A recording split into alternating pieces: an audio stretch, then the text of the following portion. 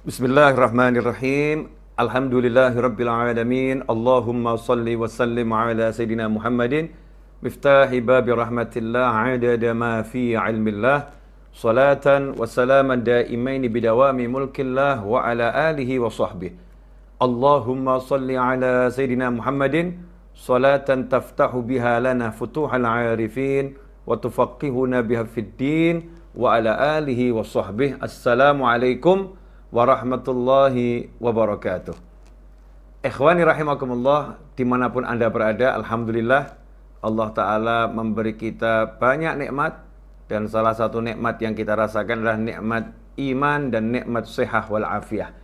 Dua nikmat ini adalah nikmat yang sangat mahal, atau bisa dikatakan nikmat yang termahal, yang mungkin seringkali kita lupakan, abaikan, dan kurang kita syukuri.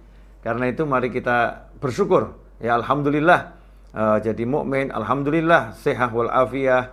Syukur sama Allah Ta'ala, karena kalau kita syukur pasti ditambah. Nah, pada kesempatan kali ini saya akan mengajak anda semuanya membahas satu tema singkat. Tema ini saya ambil karena kami membaca Sahih Bukhari di bulan Rajab. Kemudian ada beberapa fawaid atau faedah dari ucapan sahabat maupun ucapan Nabi Muhammad SAW yang bisa kita share, ya, kita bagikan. Temanya cerdas beramal. Ya, cerdas beramal. Orang itu kalau mau ke akhirat, ya tentunya harus bawa bekal. Kalau bekalnya sedikit, ya nanti akhiratnya ya juga begitu. Kalau bekalnya banyak, insya Allah di akhirat juga akan enak. Sepanjang perjalanan, mulai dari alam barzah sampai nanti kebangkitan, padang mahsyar, sampai yaumul hisab, kemudian meniti siratal mustaqim, sampai masuk surganya Allah Ta'ala. Insya Allah kalau bekal akhiratnya banyak, semuanya akan menjadi mudah dan akan menjadi enak. Karena itu kita harus memanage, ya, mengatur amal kita benar-benar. Amal ini harus kita atur sebaik mungkin.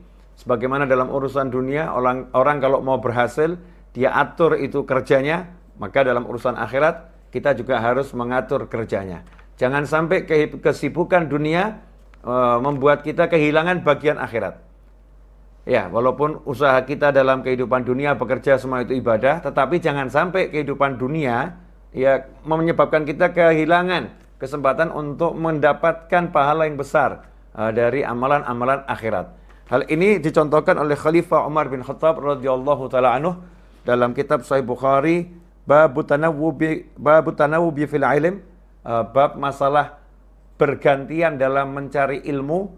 Di situ disebutkan oleh An Umar, dari Sayyidina Umar bin Khattab radhiyallahu anhu, beliau berkata, kuntu ana wajarun li minal ansor.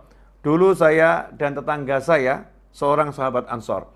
Jadi ketika berada di Madinah, Sayyidina Umar bin Khattab radhiyallahu anhu punya seorang tetangga dari Ansor, ya. Tetangga orang Madinah asli, pembela Nabi Muhammad SAW. Fi Bani Umayyah bin Zaid, dari sukunya Umayyah bin Zaid.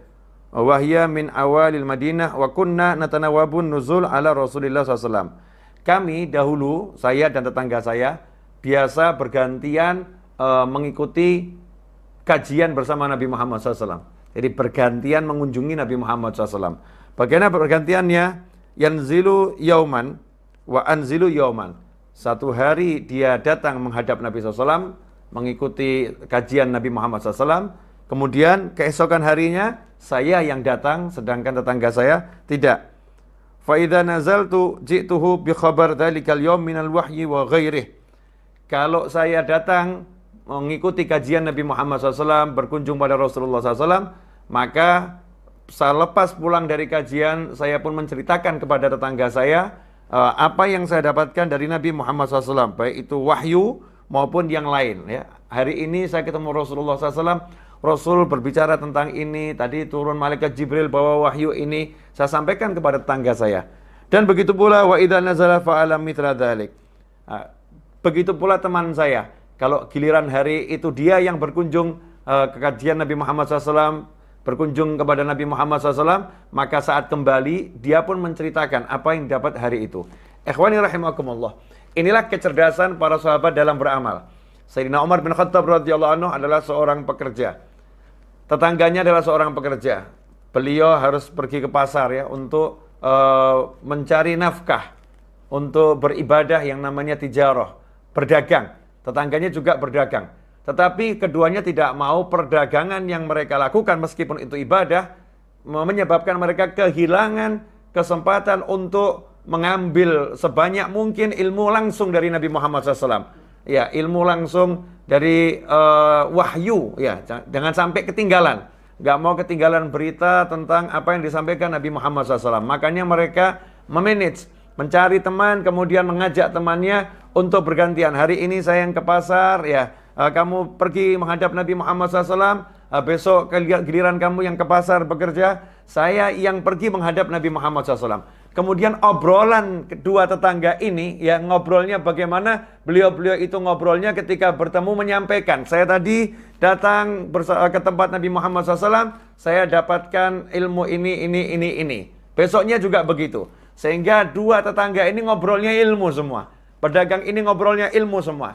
Inilah yang dikatakan cerdas dalam beramal. Sementara ya di sekitar kita banyak majelis, kemudian bahkan majelis online sekian banyak, kita belum memanfaatkan waktu kita sebaik mungkin, mengaturnya sebaik mungkin untuk mendapatkan berita-berita akhirat, untuk mendapatkan ilmu-ilmu Allah Ta'ala yang dititipkan kepada Nabi Muhammad SAW dan diwariskan kepada para ulama. Karena kita tidak pandai mengatur waktu kita tidak pandai mencari teman, dan kita tidak pandai untuk bersungguh-sungguh ya mendapatkan ilmu tersebut, bersungguh-sungguh mendapatkan warisan Nabi Muhammad sallallahu alaihi wasallam. Ikhwani rahimakumullah.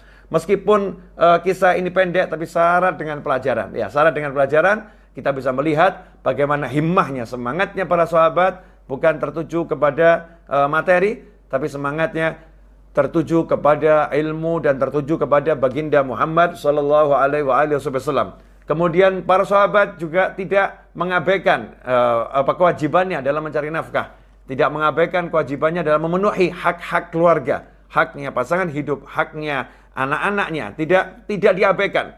Terbukti beliau rajin bekerja, rajin untuk menjemput rezekinya Allah Subhanahu wa taala, melakukan sunnah Nabi Muhammad SAW, tapi beliau juga tidak pernah ketinggalan dalam mengejar yang namanya ilmu, mengejar yang namanya majlis ilmu, ta'allum wa ta'lim.